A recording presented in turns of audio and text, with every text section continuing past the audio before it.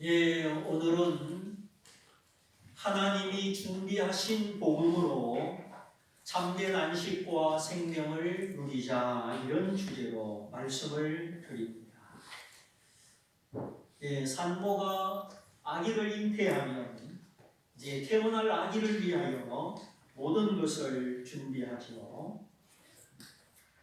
하나님이 나를 위하여 무엇을 준비하셨는가? 내가 하나님께 뭘 바치기 전에 하나님이 나를 위하여 준비하신 것이 있다 하는 것입니다.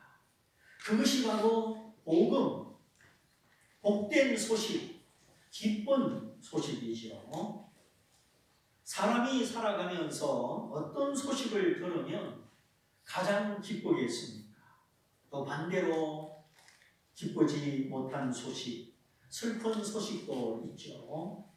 병원에서 의사에게 듣는 진단의 결과, 경찰서에서 날아온 교통위반 딱지, 은행에서 통보된 연체됐다는 소리, 살아가다 보면 기운이 번쩍 나는 소식도 있고 힘이 빠지고 어깨가 축 처지는 그런 소식도 있습니다.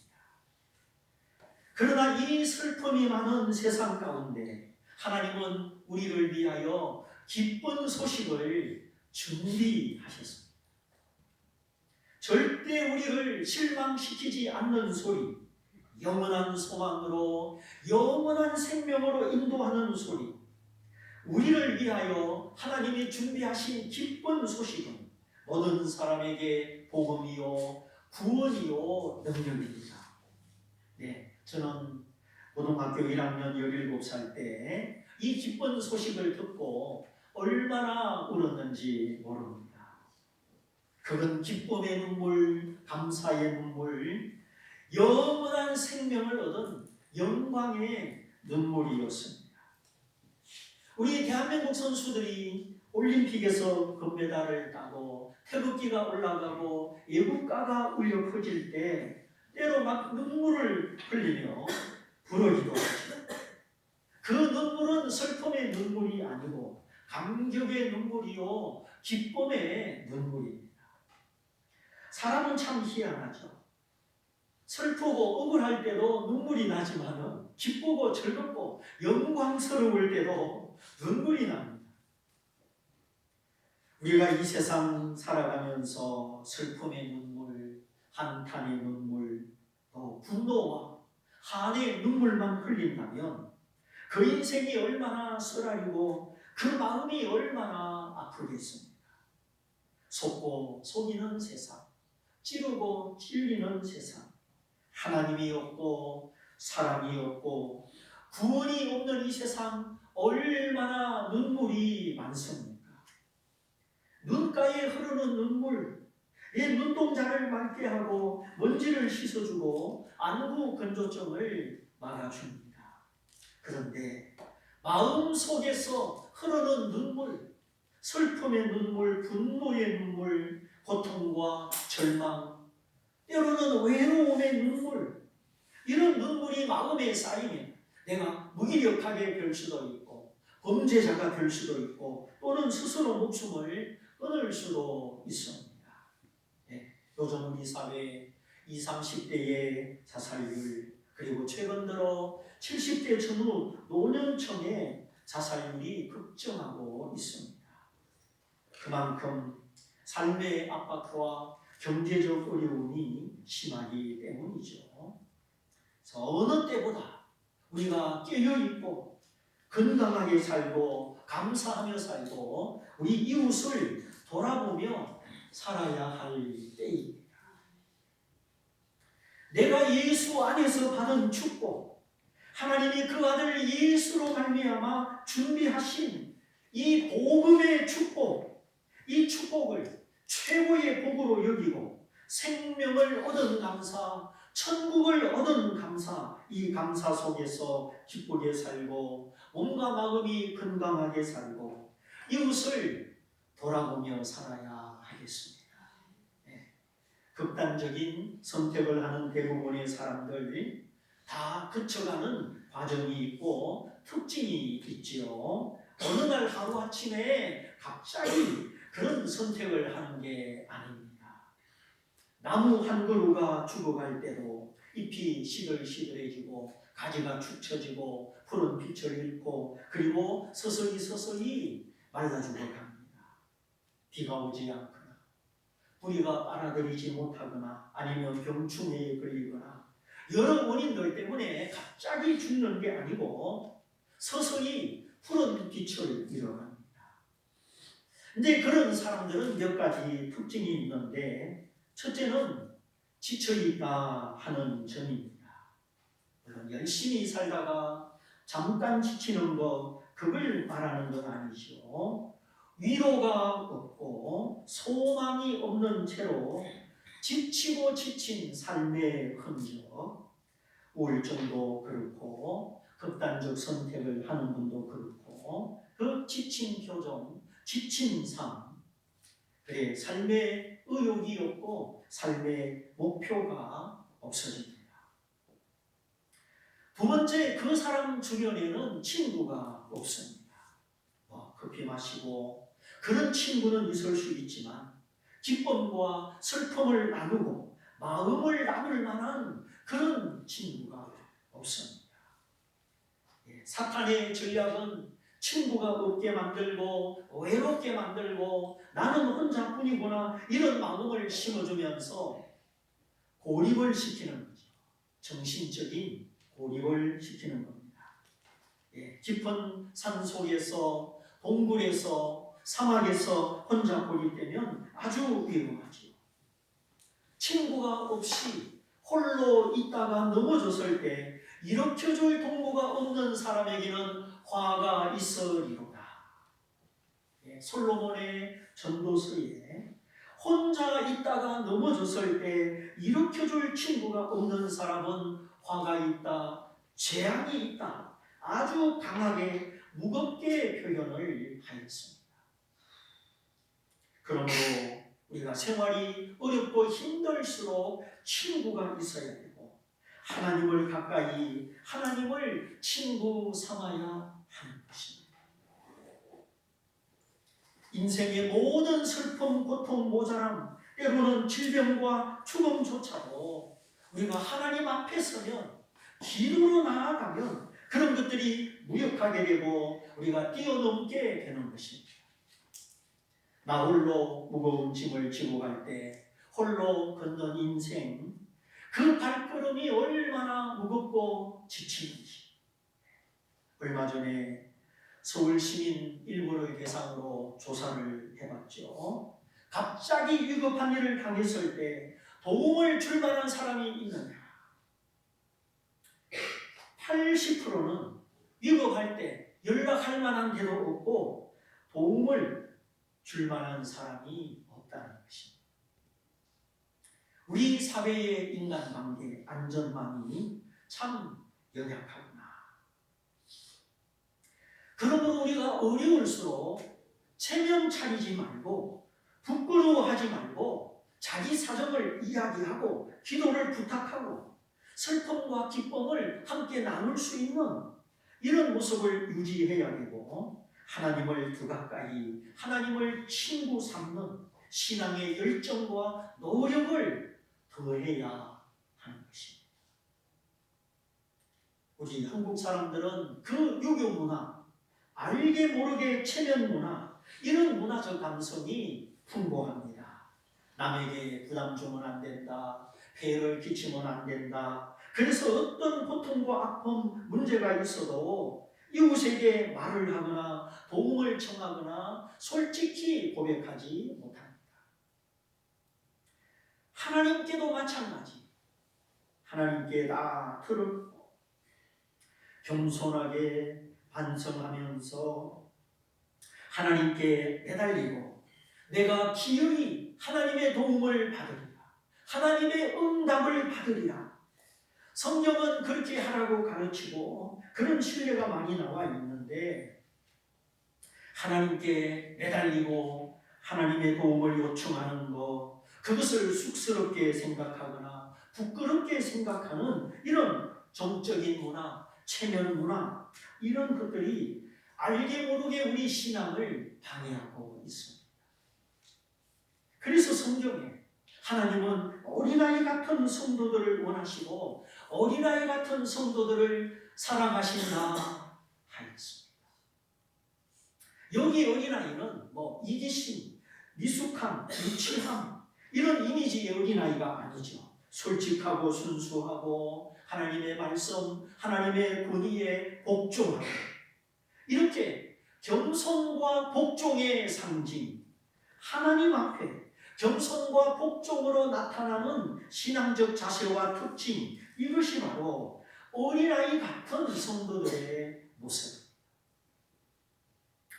교만하고 체면 차리고 인간적인 자존심이 강하고 누구 눈치 보고 약한 모습을 보이기 싫어하고 내가 실수했다, 잘못했다, 그런 말 하기를 어려워하고 아주 자존심과 체면으로 똘똘 뭉친 사람, 이런 사람은 울어야 할 때도 울지 않고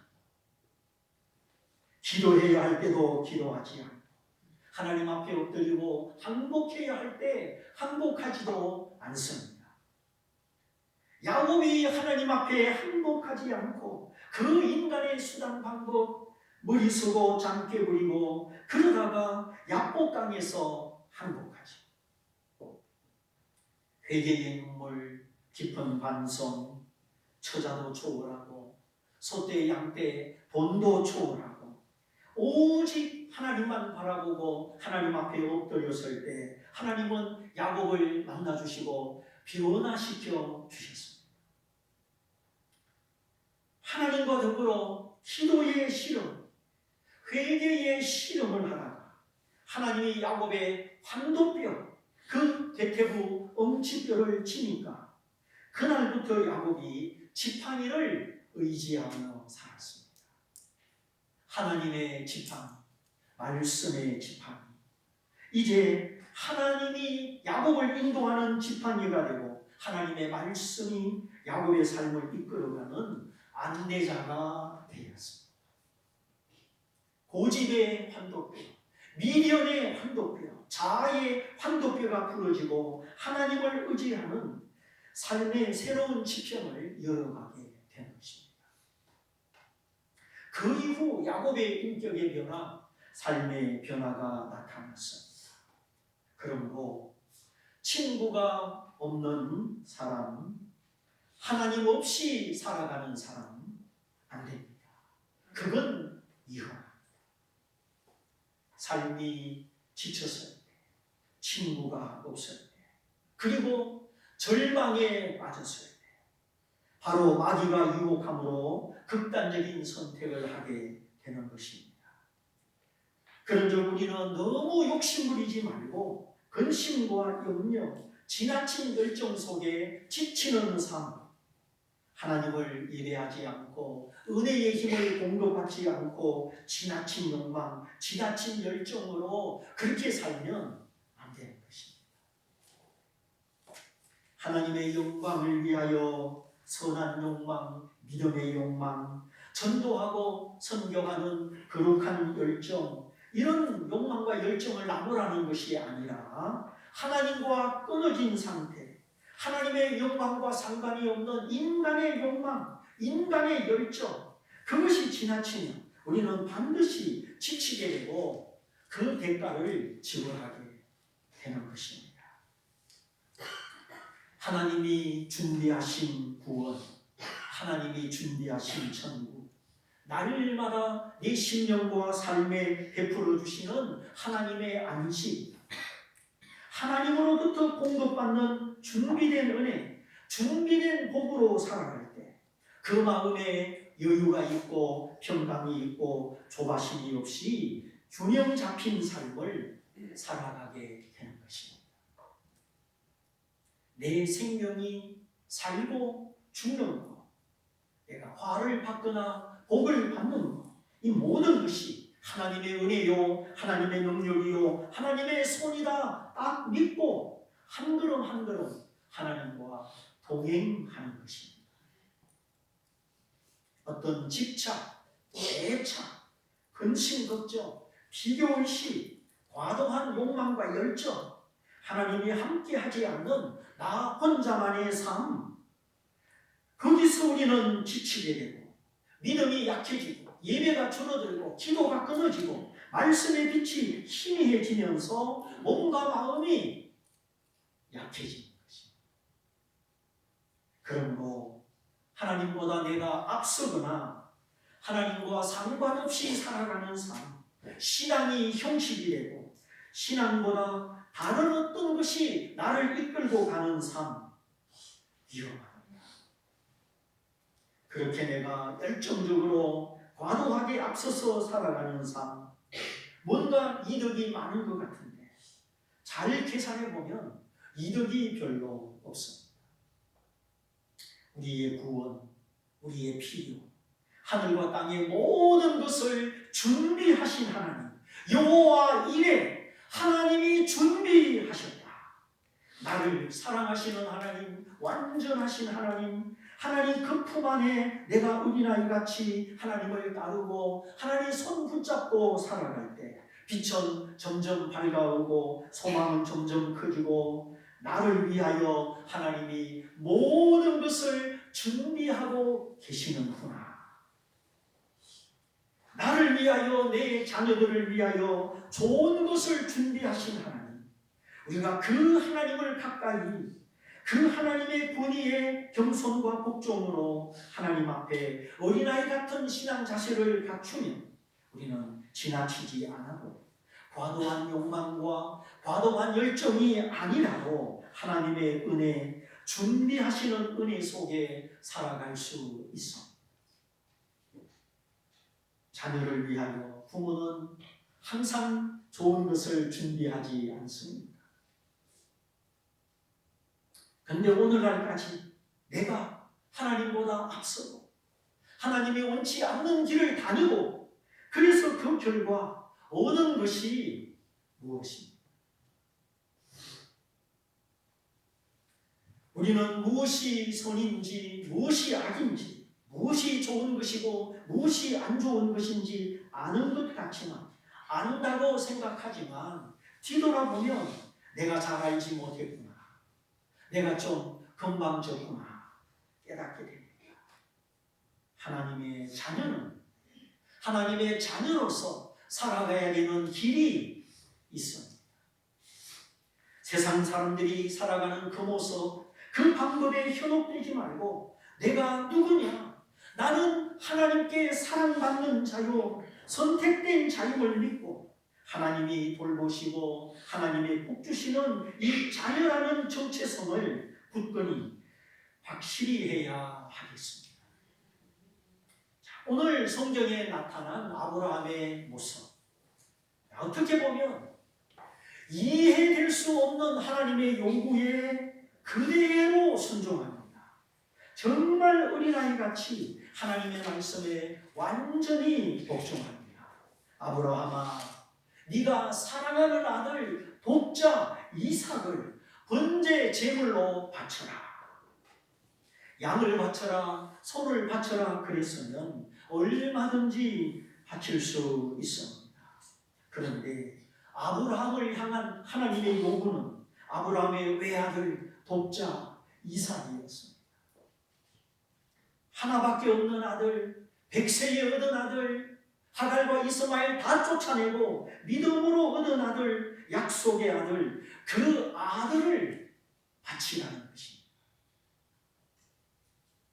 만일에 하나님이 내 자식을 원하신다면, 또 어떤 소중한 것을 원하신다면 여러분은 어떻게 하시겠습니까?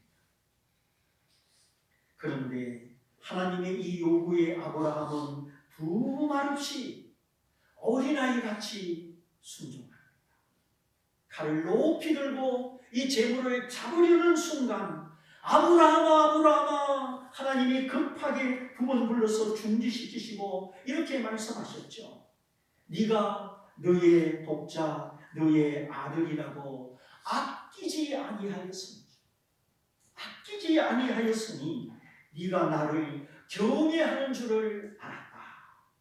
너가 나를 정말 사랑하고 나를 높이고 나를 두렵게 복종하는 줄을 알았다. 아브라함은 지금까지 하나님의 말씀을 따라 하나님의 손길을 따라 믿음과 순종으로 많은 연단을 받았습니다. 뒤에 나오지만은 아브라함은 나의 벗이다. 하나님이 그 연약한 사람을 향하여 아브라함은 나의 벗이다. 하나님의 친구다. 그만큼 하나님과 아브라함은 친밀하고 간격이었고 서로 모르는 것이었고 비밀이었고 온전한 신뢰, 일체와 연합, 그것이 바로 친구의 상태, 벗의 모습이죠. 부부지간에 재산 관리를 따로 하고 딴 주머니를 차고 모르는 통장을 몰래 가지고 있고 그러면 안 됩니다. 물론 사업상 어떤 복잡하고 특별한 목적에서 다 설명이 안 되고 이해가 안 되는 그런 부분은 있을 수 있습니다. 그러나 부부는 모든 것이 연합입니다. 몸도 마음도 신뢰도 돈도 연합입니다. 서로 몰래 딴 주머니를 차면 마음이 멀어지고 결국은 손해가 됩니다. 딴 주머니 있어요? 옆에 한번 물어보세요. 있다 그러면 빨리 꺼내라 그러세요. 그거 가지고 살면 안 돼요. 부부는 믿음으로 사랑으로 살아야죠. 하나님과 나 사이도 마찬가지입니다. 하나님이 나 위하여 그 아들을 십자가에 주시고 그 아들의 값으로 나를 구원하셨는데, 그래서 사랑의 연합이 이루어지고 신비적인 연합이 이루어졌는데, 하나님이 알면 안 되고 하나님이 보면 안 되고 하나님 몰래 감추어야 되고 자식이든 돈이든 남편이든 무엇이든 그런 것이 있으면 하나님과 나 사이가 멀어지고 결국 손해는 내가 보는 겁니다. 하나님이 부자니까 내가 부자니까. 그러면 내가 하나님을 가까이 해서 하나님의 것을 내 것으로 가져야죠. 그런데 내 요만한 걸 감춰놓고 하나님이 알면 안 된다. 그 어떻게 하나님의 큰 복을 받겠어요? 자, A와 B 두 사람이 서로 자본금을 출자해서 주식회사를 만들었습니다. 단 하나의 조건, 얼마를 출자하든지 이익금은 똑같이 나눈다. 자, 그러면 나는 5천만 원 출자하고 저 친구는 10억을 출자하고, 근데 출자금과 상관없이 이익금을 똑같이 나누면 누가 이득입니까? 5천만 원 출자한 사람이 이득이지. 근데 세상에서 상식적으로 이런 일은 참 드물죠. 5천만 원 투자, 10억 투자, 이익을 똑같이 나눈다. 그런 일은 별로 없을 것 같아요. 그런데 하나님의 나라, 신앙의 세계, 사랑 안에서는 그런 일이 있습니다. 하나님의 것과 내 것, 내 것과 하나님의 것을 섞어서 내 것은 하나님의 것이요, 그 다음 하나님의 것은 내 것이다. 얼마나 좋습니까? 이것이 하나님과 내가 온전한 일체가 됐을 때 우리가 복을 받는 비결입니다. 이 땅에서도 처녀 총각이 만나서 사랑하고 결혼하면 니꺼 내꺼 없이 다 합쳐서 이제 공유하게 되잖아요. 그렇게 되려고 이용하려고 결혼하는 것은 아니지만 정말 뜻이 맞고 사랑하여 결혼하면 그때부터 니꺼 내꺼 없이 구별이 없어지고 공유하게 되는 겁니다. 저는 예수님을 믿고 하나님이 저를 부르셨을 때 예하고 모든 것을 바쳤습니다. 뭐 바칠 것이 많고 가진 것이 많아서 하나님께 바친 것이 아니라 내 생명, 내 미래, 내 인생, 그걸 하나님께 바쳤죠. 저는 저의 것이 아니고 저의 젊음도, 저의 청춘도, 저의 미래도, 저의 인생의 모든 것이 하나님의 것입니다. 이렇게 하나님께 맡기고 바쳤을 때 하나님이 주신 영적 축복, 물질의 축복 말로 다 하지 못합니다. 그렇다고 뭐 많은 재산 가졌다는 것이 아니라 통장 하나 있는데 거기 뭐 뻔한 액수가 들어 있습니다. 그러나 언제나 하나님은 내 아버지요, 나의 공급자시요, 나의 구원자시다. 내 모든 영혼의 필요와 육체의 필요를 다 아신다. 이런 믿음을 가지고 근심 없이 부요를 누리고 있습니다. 많이 가져도 근심이 있고 욕심이 있고 두려움이 있다면 그게 어찌 부자겠습니까? 근심이 있고 욕심이 있고 두려움이 있는 마음은 백만장자, 억만장자라도 진짜 부자는 아닙니다. 그러나 저는 스스로 자부합니다. 세상에서 내가 제일 부자다. 세상에서 내가 제일 행복한 사람이다. 이런 진실한 마음과 자부심을 가지고 있습니다. 내 삶의 근원이 하나님이시고 천지를 지으신 하나님, 저녁이 되며 아침이 되니 이는 첫째 날입니다. 창조 사역을 완성하시고 모든 것을 갖추어서 준비하셔서 우리에게 선물로 주신 하나님, 여세 동안 낮과 밤, 바다와 육지, 해달별, 동물, 식물, 광물 다 만드시고 맨 마지막에 아담을 만들어 그 모든 것을 아담에게 선물로 주셨습니다. 여세 동안의 모든 창조 사역에도 여호와 이레, 하나님이 친히 준비하신다. 하나님의 준비하심이 나타났습니다. 우리가 풀 한 포기, 이름 없는 불꽃 하나 그거 만들 수 있습니까? 모든 생명, 모든 존재는 하나님이 만드시고 우리에게 주신 것이죠. 하나님이 친히 준비하신 자기 아들, 우리 죄를 위하여 십자가에 내어주신 자기 아들, 그 아들의 생명을 주고 내 죄를 속하시고 나를 구원하신 하나님, 우리가 구원받고 하나님의 자녀되고 천국 가는 거, 또 이 땅을 하나님과 함께 살아가는 거, 하나님이 다 준비하시고 예비하신 것입니다. 우리의 호흡조차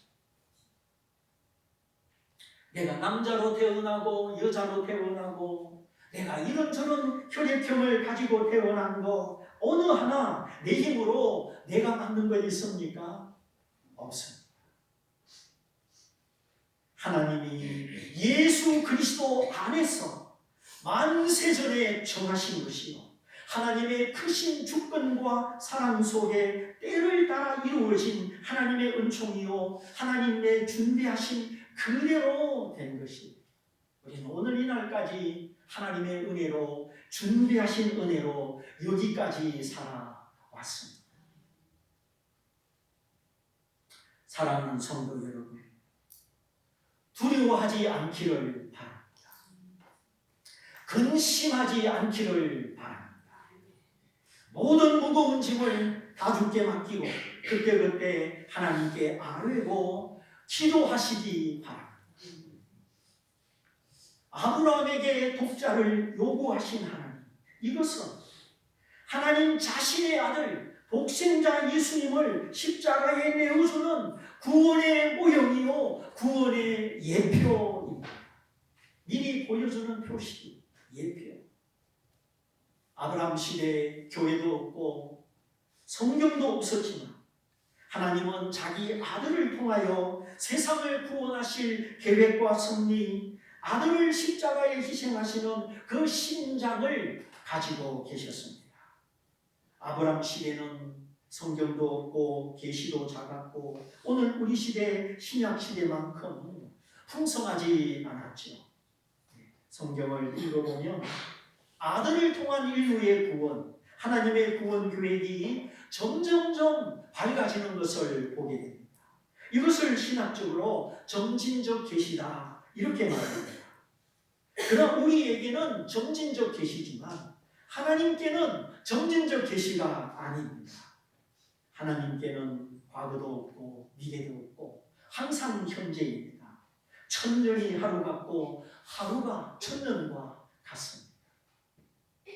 그러므로 아브라함에게 아들을 바쳐라, 독자 이삭을 요구하신 하나님은 자기 아들 예수님을 십자가에 내어주시고 아들을 통하여 세상을 구원하는 하나님의 사랑, 하나님의 심장을 가지고 동일한 마음으로 요구하신 것이죠. 어린아이처럼 아브라함이 믿고 순종했을 때 아브라함아 급하게 두 번 불러 멈추게 하시고 수풀에 걸린 어린 양, 준비된 양을 통하여 번제를 드리게 하셨습니다. 이삭이 물었을 때도 마찬가지. 아버지, 나무와 불은 있는데 번제에 쓸 어린 양은 어디 있습니까? 아브라함의 대답, 번제할 어린 양은 하나님이 자기를 위하여 친히 준비하시리라.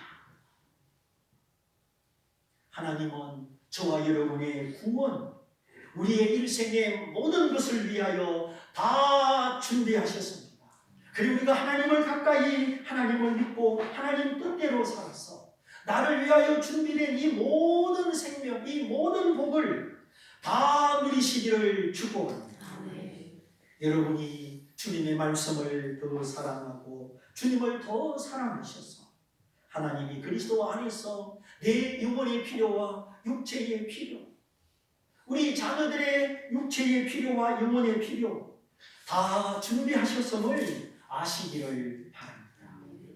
히브리서 11장 아브라함은 자기 아들을 죽은 자 가운데서 다시 살리시는 것으로 생각하였더라. 아브라함은 그 옛날 먼 시대의 사람이지만 하나님을 사랑하고 믿고 자기 아들을 드림으로 말미암아 장차 오실 메시아, 십자가에 죽으시고 부활하실 메시아를 보았던 것입니다. 이것이 믿음의 눈이요 진리의 순종입니다. 우리가 주님을 사랑한다면 그 어떤 것도 주님께 아깝지 않다면 우리의 눈도 더 열려서 주님을 보게 될 것입니다. 그리고 모리아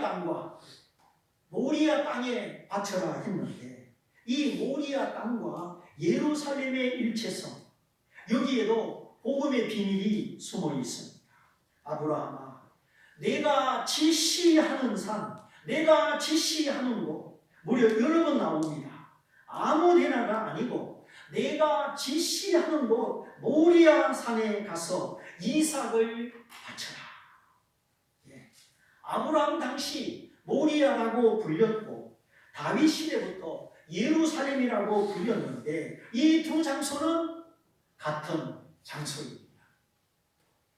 결국 하나님이 지시하신 곳은 우리 주님이 십자가에 못 박히신 예루살렘 골고다 언덕이었습니다.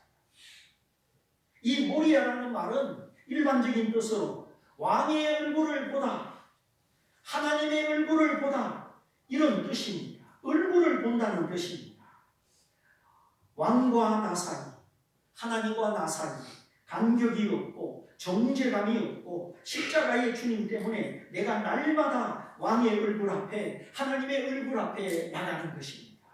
그 하나님의 은혜의 빛으로, 사랑의 빛으로, 그 축복의 빛으로 어린 자녀가 늘 엄마 아빠 얼굴 앞에 나아가서 엄마의 사랑과 보호 속에 살아가는 것처럼 우리가 늘 하나님 아버지 얼굴 앞에 나아가서 아무 간격 없이 그 하나님 아버지의 사랑과 은혜와 복으로 우리가 살아가는 것입니다. 누구든지 회개하고 예수를 믿으면 죄를 용서받고 하나님의 내 아버지가 되셔서 왕이신 하나님, 나의 하나님, 그분의 얼굴 앞에 내가 언제나 나아가는 것입니다. 오늘 이 시간, 이 예배 시간도 예수님 때문에 우리가 하나님의 얼굴 앞에 있는 것입니다. 하나님의 얼굴 앞에 있다는 것은 내가 용서받았다는 것이고 내가 하나님의 자녀로 용납함을 받았다는 것이요, 하나님의 자녀의 특권을 다 누린다, 그런 뜻입니다. 그러므로 하나님의 사랑받고 구원받고 하나님의 택함을 받은 주의 백성들이여, 예수 안에서 강하시고 담대하시고 하늘과 땅의 왕이신 주의 이름을 부르면서 찬송 중에 기쁜 소식 가운데 승리하시기를 바랍니다. 모리아의 또 다른 뜻은 제공되다, 준비되다, 그런 뜻입니다. 돌잔치에 가면 다 준비되어 있지. 바로 여호와 이레, 하나님이 준비하셨다. 모리아도 제공되다, 준비되다. 여호와 이레도 하나님이 준비하셨다. 결국 여호와 이레와 모리아도 같은 뜻입니다. 얼마나 신기합니까?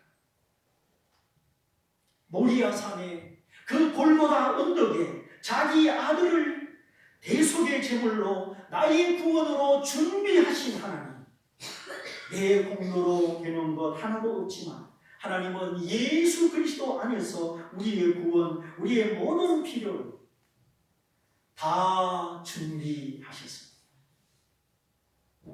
뒤로 물러가지 말고, 두려워하지 말고, 근심하지 말고, 하나님보다 앞서서 과도한 열정과 욕망으로 헛되이 살지 말고 주님을 묵상하고 주님을 바라보면서 어린아이처럼 잠잠히 겸손과 믿음과 복종으로 다 이루신 하나님, 준비하신 하나님, 이 기쁜 소식, 복음의 소식 늘 가슴에 품고 찬양하면서 하나님과 함께 한 걸음 한 걸음 믿음의 걸음, 안식의 걸음을 날마다 걸어가시기를 주님의 이름으로 축원드립니다. 축원드립니다.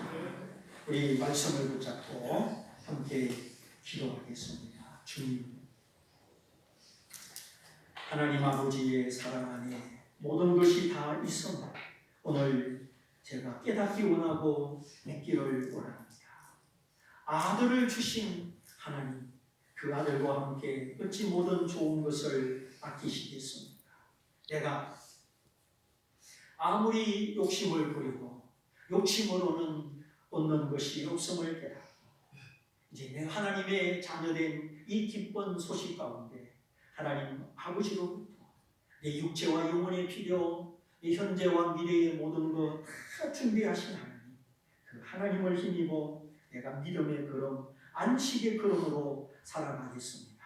우리 말씀을 붙잡고 다 같이 기도하겠습니다. 할렐루야.